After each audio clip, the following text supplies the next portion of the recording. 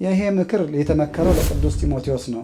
ቅዱስ ጢሞቴዎስ ከተመከረኛ ደግሞ ልንመከርበት አብልጠን ልንመከርበት። የመላእክን ድምፅ መስማት ጥሩ ነው ወገኔ። የሞት ድምፅ እንዳትሰሙ። የሞት ድምፅ ሰምተው በባብ ተስበው ወደ ጨለማ ከብርሃን ወደ ጨለማ የሄዱ ብዙ ናቸው። እኛን መስራት ይፈልጋል እግዚአብሔር። የተሰራ አእምሮ ይፈልጋል እግዚአብሔር። አነጻ ልዑል አነጻ ልዑል ሃሌሉያ ሃሌሉያ አነጻ ልዑል ሃሌሉያ ሃሌሉያ አነጻ ልዑል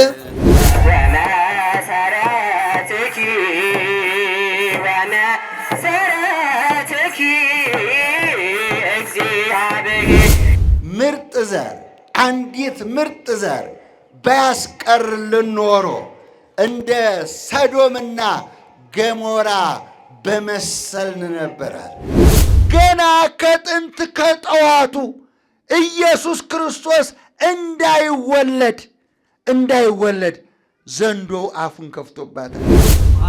አይናችን ነሽ ማርያም አንቺን አይንኩብን፣ የተዋህዶ ልጆች እንወድሻለን።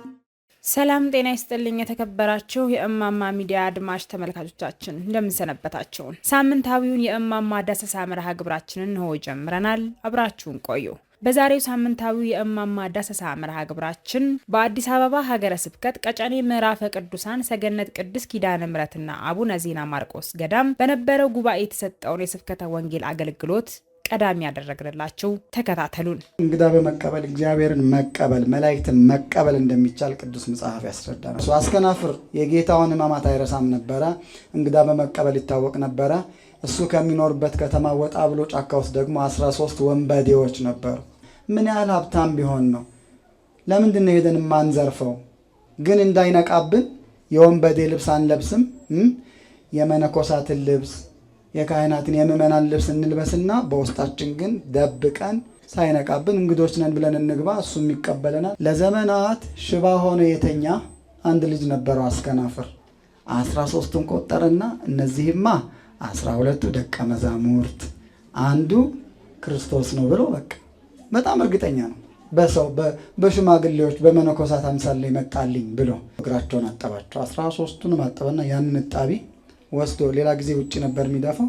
አሁን ወስዶ ያ የተኛ ሽባ ልጁ አለ አይደል፣ እሱ ላይ ደፋበት። ክብር ይግባው ለመድኃኔዓለም። ብድግ አለ። እምነት አለው፣ መልካም ሕሊና አለው ይሄ ሰው። ቅድም ምን ብለናል? ለእግዚአብሔር የሚሳነው ነገር የለም። በቃ የለም ነው።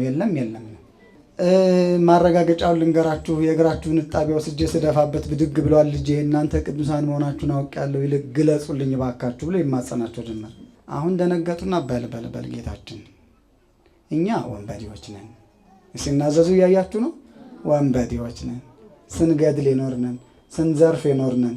በል እኛ ልንዘርፍህ ልንገድልህ ነበር የመጣ ነው። እግዚአብሔርማ እንዲያለ ድንቅ ታምራት ከሰራ፣ ኃጢአተኛ ሆነን በአንተ እምነት እንዲያለ ነገር ከሰራ አሁን ወደ ክርስትና እንመለስ ብለው አምነው ንስሐ ገብተው ከዚያስ ምስር ሰጣቸው። ምስር ያንን ምስር እዛ ጫካ ወሰዱና በተኑት ጫካ ውስጥ። ጠዋት ተነስተው ማታ ድረስ ይጾሙና ምስሩን ሳር ውስጥ ፈልገው፣ ስንት ምስር ይገኛል ሳር ውስጥ ጫካ ውስጥ ይገኝ ይመስላችኋል? ቢያገኙ ያገኛሉ 3 ፍሬ የሚሆን 1 ፍሬ፣ ባያገኙ ጦማቸውን ያድራሉ። ምን ያህል ወደ ሃይማኖት እንዳስገባቸው፣ ምን ያህል ክርስቲያን እንዳደረጋቸው አስከናፍር። ደጋግ ብንሆን እኛ ጎረቤታችን፣ አባታችን፣ እናታችን፣ ወንድማችን፣ እህታችን፣ መስሪያ ቤት ጓደኞቻችን ሁሉ በእኛ ምክንያት ይመለሱ ነበር። ብርሃናችሁ ይብራ ማለት እኮ ይሄ ነው። በሰው ፊት ይብራ ማለት እኮ ይሄ ሌላ ምንም አይደለም። በጾም በጸሎት ሲኖሩ ዲዮቅልጥያኖስ የሚባል አላዊ ንጉሥ ተነሳና ክርስትናን የሚጠላ ክርስቲያኖችን ሲያስገድል ወደ ከተማ መጡ። እኛ የኢየሱስ ክርስቶስ ባሪያዎች ነን፣ ክርስቶስ አምላካችን ነው፣ ሌላ አምላክ አናውቅም። ንጉሠ ምድር ልትሆን ትችላለህ፣ ንጉሠ ሰማይ ወምድር ግን ክርስቶስ ብቻ ነው። አንተንም ፈቅዶልህ ንጉሥ ያደረገህ እግዚአብሔር ኢየሱስ ክርስቶስ ነው። ልትመለክማ አይገባም፣ ሊመለክ የሚገባው ክርስቶስ ነው ብለው አምነው ተሰየፉ። ክርስቲያን አረጋቸው። አሁን ደግሞ ሰማይ ታረጋቸው። ህዳር 13 ቀን ስንክሳር ተጽፎላቸው የአስከናፍር 13ቱ ሰማይታት ተብሎ ተጽፎላቸው አሁን እኛ በዕለቱ ስለነዛ 13ቱ ሰማዕታት ስለ አስከናፍር ስትል ማረን ብለን የምንማጸናቸው ሰዎች ሆነዋል። አማላጆቻችን ሆነዋል። በምን የተነሳ ይመስላችኋል? በመልካም ሕሊናና በእምነት ብቻ። ይሄ ምክር የተመከረው ለቅዱስ ጢሞቴዎስ ነው። ቅዱስ ጢሞቴዎስ ከተመከረ እኛ ደግሞ ልንመከርበት አብልጠን ልንመከርበት ይገባል። በመቀጠልም በኢትዮጵያ ኦርቶዶክስ ተዋሕዶ ቤተክርስቲያን ቴሌቪዥን ባለን የአየር ሰዓት የሚተላለፈው መርሃ ግብራችን ሲሆን በዚህ ባሳለፍነው ሳምንትም ያስተላለፍነውን መርሃ ግብራችንን በጥቂቱ ወደ እናንተ አደረስን። ተከታተሉን። የማቴዎስ ወንጌል ምዕራፍ 10 ቁጥር 40 ጻድቅን በጻድቅ ስም የሚቀበል የጻድቁን ዋጋ ይወስዳል ነው። የጻድቁን ዋጋ እንድንወስድ ተፈቅዶልናል። ደስ ይበላችሁ። ሴቶች ከወለዱት መጥምቀ መለኮት ቅዱስ ዮሐንስን የሚበልጥ የለም ብሎ የመሰከረለት ጌታ ኢየሱስ ክርስቶስ ነው። ስለዚህ የጻድቅ ዋጋ ዝም ብሎ የሚቀር አይደለም፣ የማይቋረጥ ውሃ ነው። ደስ ይበላችሁ።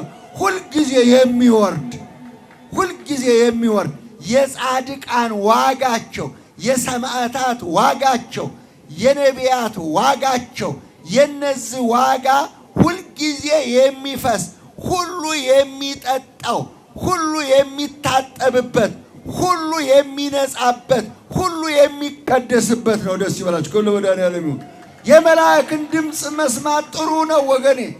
የሞት ድምፅ እንዳትሰሙ። የሞት ድምፅ ሰምተው በእባብ ተስበው ወደ ጨለማ ከብርሃን ወደ ጨለማ የሄዱ ብዙ ናቸው።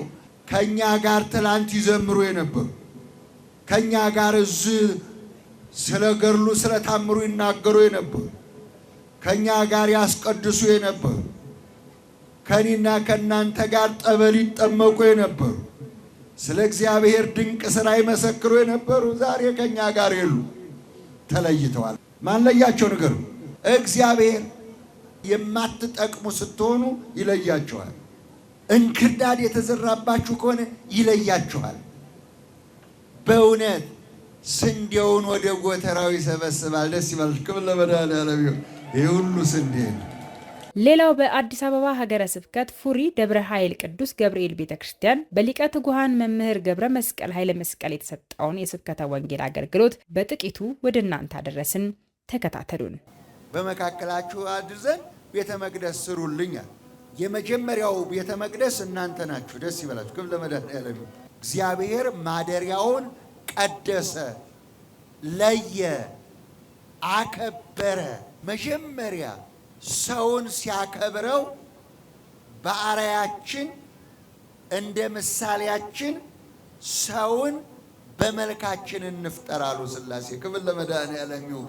ስለዚህ ሰውን በአርአያችን በምሳሌያችን ማለት ሰው እንዲያስብ፣ ሰው እግዚአብሔር እንዲመስል በመልኩ ቀረጸው፣ እንዲያስብ አደረገው፣ አከበረው። ከ22 ስነ ፍጥረት የከበረ ሰው ነው። ደስ ይበላችሁ።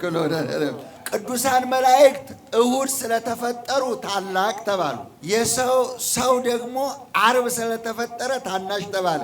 ጥርጥር ያላችሁ፣ ክህደት ያላችሁ፣ ኑፋቄ ያላችሁ፣ አዎ እግዚአብሔር የሚመረምረው አለባበሳችንን አይደለም፣ አነጋገራችንን አይደለም፣ ወይንም ይህን ለአፈር የተዘጋጀውን ለምስጥ የተዘጋጀውን መልክ አይደለም። እግዚአብሔር ውስጡን ይመረምራል። አያችሁ፣ እግዚአብሔር ውስጡን ያያል፣ ይመለከታል፣ ይመረምረዋል። ከዛስ በኋላ ማደሪያው ስንሆን እግዚአብሔር ብርሃንና መድኃኒት ይሆናል። ክብር ለመድኃኔዓለም። እኛን መስራት ይፈልጋል እግዚአብሔር። የተሰራ አእምሮ ይፈልጋል እግዚአብሔር። እኔ እግዚአብሔር ነኝ ካልክ ሌላውን ማፍረስ የለብህም ወገን። ራስህን ከሰራ ሌላውን ደግሞ ትሰራለህ። ራስህን ካዳሽ ሌላውን ታድኛለሽ ወገኖች። ስለዚህ መጀመሪያ ራስን መስራት ነው፣ ራስን ማሳደግ ነው፣ ራስን አሳልፎ ለእግዚአብሔር መስጠት ነው።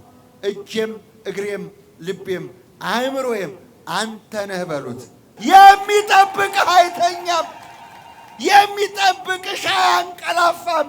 አንተ የእግዚአብሔር ቤተ መቅደስ፣ አንቺ የእግዚአብሔር ቤተ መቅደስ፣ የእግዚአብሔር ንብረት፣ ይሄ መሬት ድንጋዩ ወርቁና ብሩ እንዳይመስላችሁ የእግዚአብሔር ንብረትን የናንተን ክብር ለመድኃኔዓለም ይሁን። በማቴዎስ ወንጌል ምዕራፍ 20 ላይ እግዚአብሔር ገንዘቡን እንደፈለገ ያደርገዋል ይላል። አማላጅ ድንግል ማርያም፣ ጠባቂ መላእክት እንዲህ እየተንከባከበ የሚጠብቀው እኔንና እናንተን እኮ ነው እግዚአብሔር። ልጄ ሆይ ልብህን ስጠኝ፣ አድርብህ ዘንድ ልብህን አዘጋጅ፣ በመካከላችሁ አድር ዘንድ። በመካከላችሁ እግዚአብሔር እንዲያድር ደባል ነገር አትቀይጡበት። ድንጋዩን አታመልክ፣ እንጨቱን አታመልክ፣ ፀሐዩን አታመልክ፣ ጨረቃውን አታመልክ፣ ከዋክብቱን አታመልክ። በላይ በሰማይ ቢሆን በታችም በምድር ቢሆን ከምድርም በታች በውቅያኖስ ቢሆን ማናቸውንም ነገር አታመልክ። እኔ አምላክህ እግዚአብሔር ቀናተኛ ነኝ ይላል። ክብር ለመድኃኔዓለም። በአዲስ አበባ ሀገረ ስብከት ብሔረ ጽጌ መካነ ሰላም ቅድስት ድንግል ማርያም ቤተ ክርስቲያን በነበረው ዓመታዊ የንግስ ክብረ በዓል በደብሩ ሊቃውንት እንዲሁም በደብሩ ሰንበት ተማሪዎች የወረብ ዝማሬ ቀርቧል። በጥቂቱ ወደ እናንተ አደረስን። ተከታትለን እንመለስ። ሀነጻ ልዑል ሀነጻ ልዑል ሃሌሉያ ሃሌሉያ ሀነጻ ልዑል ሃሌሉያ ሃሌሉያ ሀነጻ ልዑል ሀነጻ ልዑል ሀነጻ ልዑል ሀነጻ ልዑል ሀነጻ ልዑል ሃሌሉያ ሃሌሉያ ሀነጻ ልዑል ሃሌሉያ ሃሌሉያ ሀነጻ ልዑል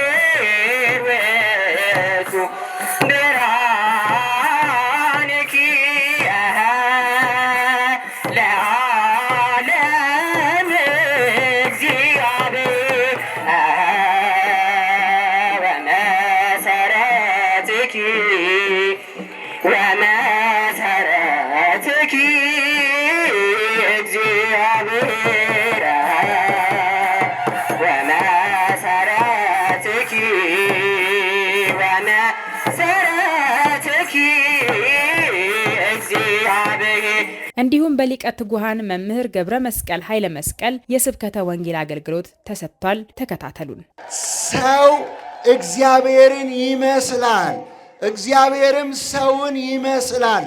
ስለዚህም በኦሪት ዘፍጥረት ምዕራፍ 1 ቁጥር 26 ጀምረን ስንመለከት እግዚአብሔር በመልኩ ሰውን ፈጠረው ይላል። ቅዱሳን መላእክት እሁድ ስለተፈጠሩ ታላቅ ልጅ ተብለዋል። እግዚአብሔር ማደሪያውን ሰራ፣ ለየ፣ ቀደሰ፣ አከበረ። ከዚህ ፍጥረታት መካከል ደግሞ አንድ ምርጥ ዘር ተገኘች። ደስ ይበላችሁ። ለመድኃኔዓለም ምርጥ ዘር፣ አንዲት ምርጥ ዘር ባያስቀርልን ኖሮ እንደ ሰዶምና ገሞራ በመሰልን ነበራል። ከእግዚአብሔር በታች ከፍጡራን ሁሉ በላይ ንግሥቲቱ በቀኝህ ትቆማለች የተባለች እሷ ናት። ደስ ይበላችሁ። ልጄ ሆይ የአባትሽን ቤትና የወገንሽን ቤት እርሺ። ጌታ ንጉሥ ኢየሱስ ክርስቶስ ውበትሽን ወዷል፣ ባንቺም ያድራል፣ ዓለም ይድናል አላት። ክብር ለመድኃኔዓለም ይሁን። የኔና የናንተ ተስፋ ድንግል ማርያም ናት። ከእሷ ሌላ ምን አለ? ምርጥ ዘር ምርጥ ዘር። በመጨረሻም በአዲስ አበባ ሀገረ ስብከት ቀጨኔ ምዕራፈ ቅዱሳን ሰገነት ቅድስት ኪዳነ ምሕረትና አቡነ ዜና ማርቆስ ገዳም በሊቀ ትጉሃን መምህር ገብረ መስቀል ኃይለ መስቀል የተሰጠ የስብከተ ወንጌል አገልግሎት ነው። ይህንንም ቀንጨብ አድርገን ወደ እናንተ አደረስን። ተከታተሉን። ዘንዶው አሳደዳት፣ አፉን ከፈተ፣ ሊውጣት ፈለገ። ዛሬ ብቻ አይደለም የድንግል ማርያም ጠላቶች የመጡት፣ ዛሬ ብቅ ብቅ ያሉ አይደለም። ስለ ድንግል ማርያም ገና ከጥንት ከጠዋቱ ኢየሱስ ክርስቶስ እንዳይወለድ ዘንዶው አፉን ከፍቶባታል። የእኛ የብርታት ቀበቷችን እሷ ናት። የሥራ መመሪያችን እሷ ናት። የመንግሥተ ሰማያት መሰላላችን እሷ ናት። ልጇ ኢየሱስ ክርስቶስ የደካሞች ምርጉዝ ነው። የት ነው ያለችው አሁን ማርያም? ራዕየ ዮሐንስ ምዕራፍ 11 ቁጥር 19 በሰማይ ያለው የእግዚአብሔር መቅደስ ተከፈተ፣ የኪዳኑም ታቦት በመቅደሱ ታየ። በልጇ መቅደስ መንግሥተ ሰማያት ገብታለች። ደስ ይበላችሁ። ውድ አድማጭ ተመልካቾቻችን ሳምንታዊውን የእማማ ዳሰሳ መርሃ ግብራችንን በዚሁ አጠናቀቅን። ስለተከታተላችሁንና አብራችሁን ስለቆያችሁ ከልብ በማመስገን በቀጣይ በሌሎች መርሃ ግብራት እስከምንገናኝ መልካም ሳምንት ተመኘን።